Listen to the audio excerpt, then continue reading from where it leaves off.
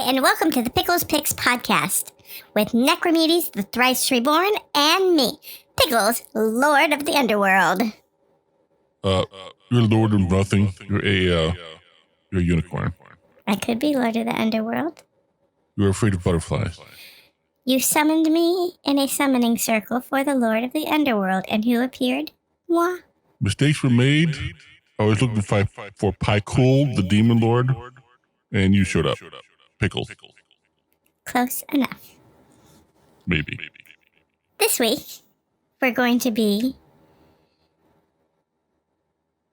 reading episode 3 of Dune. Timestamp 49 minutes and 45 seconds through 1 hour, 8 minutes, and 10 seconds.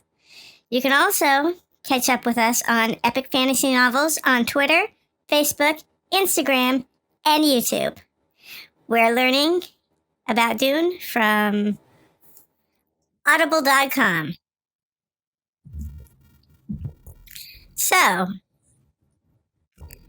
Don't hit the microphone. this section starts out with Jessica and the Reverend Mother. Jessica is thinking about her own test that she had to do. She's got a lot of sympathy for Paul, but she thinks that Paul's the Quizarch Haderach. Am I saying that right this time? Close. It's Quizarch Haderach. Quizarch. And you know what? My notes have it spelled in a very unique and creative way. So, the Reverend Mother is irritated because there at one point might have been a way. If Paul was born a girl, then they could have married in families. They should have been able to marry Pauline Right. off to the 16-year-old boy, Harkonnen. What's his name again? Fade Rotha. But for some reason, for love, Because the Duke wanted a boy. Duke wanted a boy, and now as a result of that, everybody's going to die. Just about everybody. I can't believe she knew everybody was going to die. Is that something? When did they become aware of this? I'm not sure.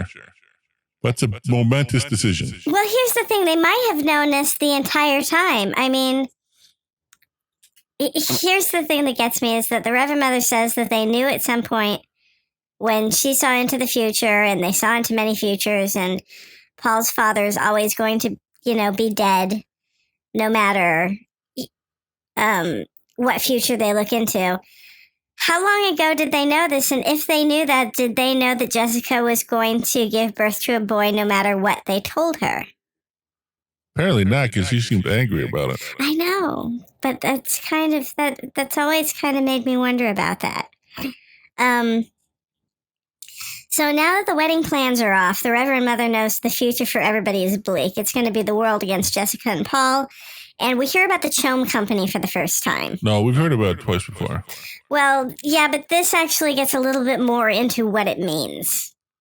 It's like it seems to be like a marker for how strong you are economically. Right. And the Emperor holds, 60% of the vote right now and rising? Mm-hmm. And that's how they were able to force the Harkonnens off of Dune and putting Kellan in there, the Atreides. And they also talked about having a balance in the universe between the Imperials, the Federation houses, and the Guild. A tripod that was unstable. Right. Well, yeah.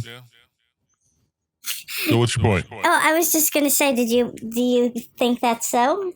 Oh, yeah.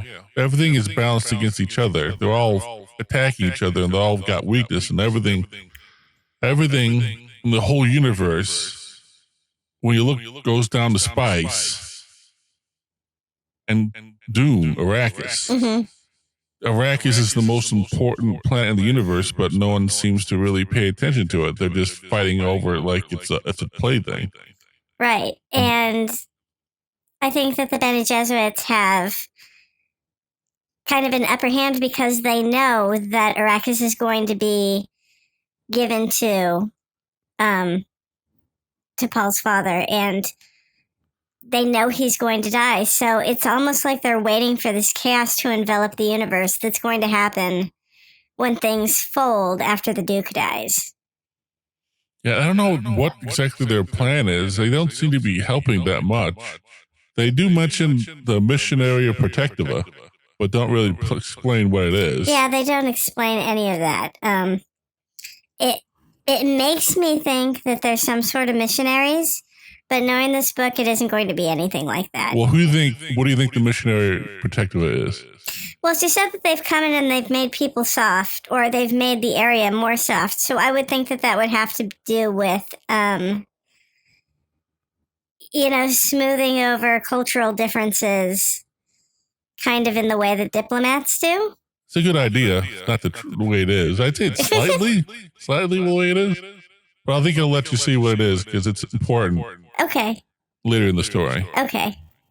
But yeah, it looks like from the first chapter we saw, we saw Paul and him being the Kwisatz Haderach probably because it's the book, and we know because the intro says he is. Right. And then the second chapter we see this horrible plot that's going to kill everybody. In the third chapter, we learned that there's no way to stop it from coming true. Right. And how the hell are we going to save Paul and his mother and his father's doomed? It's all very depressing.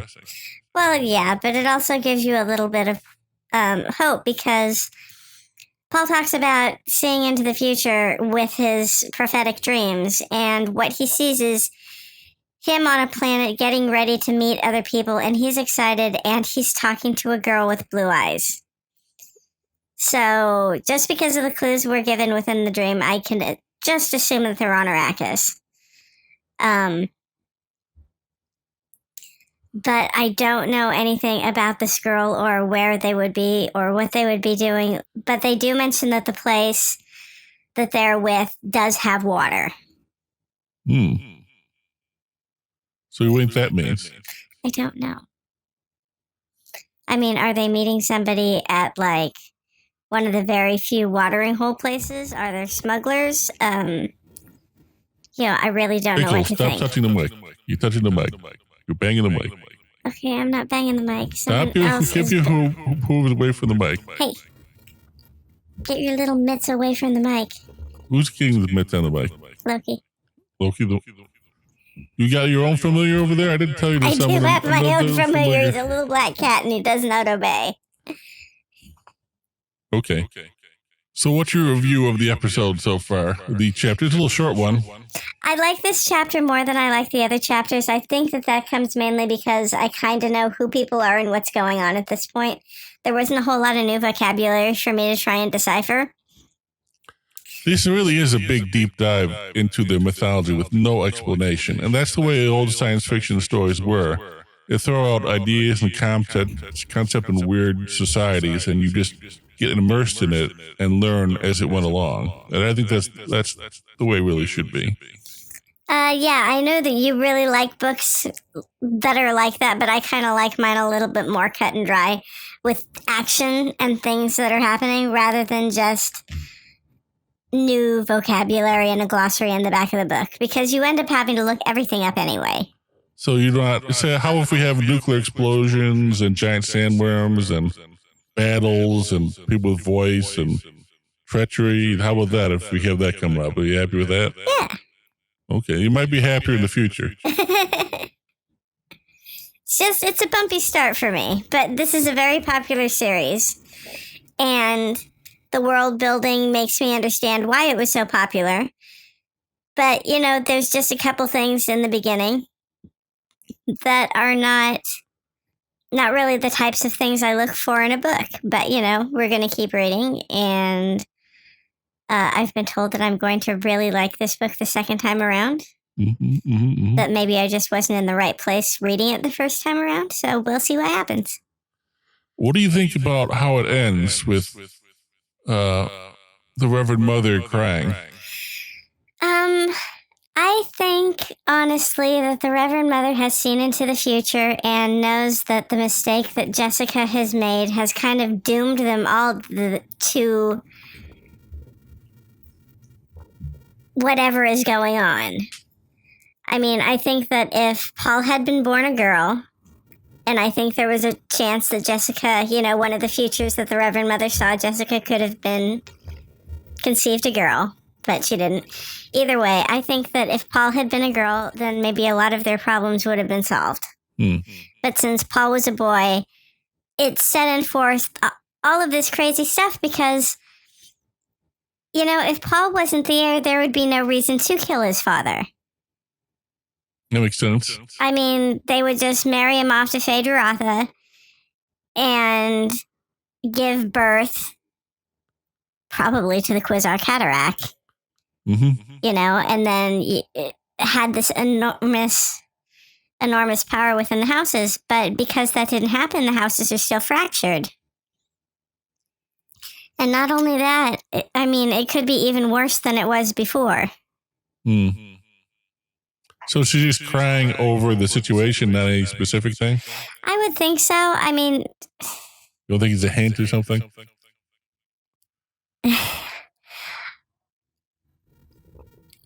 I see you're hinting towards the fact that it's a hint. But honestly, I think that it would just be weeping over the tragedy of the entire situation. They've kind of doomed the galaxy at this point. Just because she went against orders. It's not like... So she's crying over the bloodlines that are going to be lost. Possibly all of them. Yeah, possibly all of them. That's thousands of years of work that would be, just down the tubes. So she's a cold-ass bitch. Well, I wouldn't call her that. I would say... Oh, come on, she's a cold-ass bitch. I would say that there was a plan and somebody deviated from the plan. And how can you do that when so many other people are dependent on the way that you act? It's not like it was... If she couldn't have done it, then maybe she shouldn't have put herself in a position where she couldn't follow her orders because she was following her heart instead. How old do you think Jessica is? Jessica seems very young to me. What age? Let's see, she's got a 15-year-old. I would probably say her early 30s. So she was pregnant with Paul. Probably when she was a late teenager. Which might explain why she didn't. And also the fact that she's a consort, she's not a wife. And, I really don't know the way that works in this world. Is she just, a courtesan in the way Earth courtesans were? Or is she considered to be a sub-wife? They call her Lady Jessica. So they do call her Lady Jessica, but it's not like... European courtesans could be from good families. It just depended on, I don't know. Was Jessica, I want to know more about her upbringing. But we're missing that part of her story. Because, they say that she was brought up in the bloodlines and la la la. But what does that really mean? Was she schooled in different ways of, courtly behavior? Was she just assigned to this particular guy? How did he, react to this?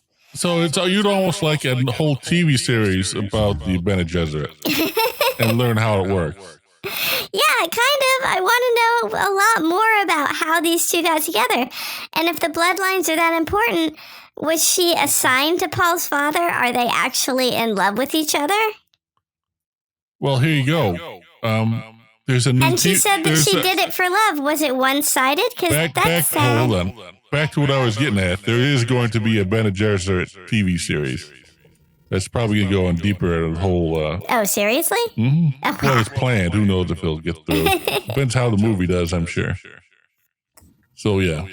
So, what do you rate the chapter? I would rate the chapter probably an 8 out of 10. You think just because it was a whole lot easier for me to follow. Well, I think now I'm explaining all the stuff to you. Yeah, but this time I didn't need you to explain that many things. No, because we already. Yeah, but we're listening it several times. This is really it's It's complicated. Okay. So I think we're just about ready to wrap up. Won't you say so? I think we are. So, ready maybe next week for the next chapter? All right, next week. Same time, same place. Thank you. See you next week.